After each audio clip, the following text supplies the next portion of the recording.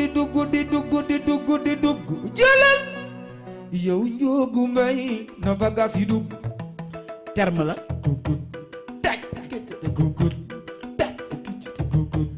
taj gugut yow Njoogu Mbay na bagaas yi dugg jërëjëf. merci beaucoup donc nekk na benn leeral boo xamante ne je pense que ni leer na ci képp koo xamante ne sénégalais alors na bagage yi dugg nga toog mu def benn succès est-ce que xaaral nga ko ci succès boobu mu defoon nag. sincèrement succès boobu nag yàlla dogal na ne xalaatuma ko ci woon. ah bon parce que bi ma koy woyewu ma ko woon dara. ba tey yàlla yàgg sa kaala woon. ñëpp di ko jël di ko way. loolu su ma nekkoon ma ni sama produit ku ko way. ma yóbbu la BSDA. et du ma def loolu.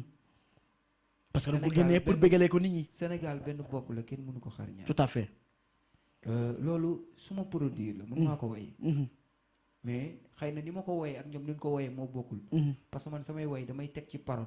yow boo dégloo mais est-ce que Tito parce que waa Jamra ñi ngi fi nga naan ma ay dama ko teg ci parole ak ay bagage yi lañ génne woon ci mbedd ma dogal ko. non man Jamra laa bokk man fa laa bokk yaa ngi dégg man fa laa bokk.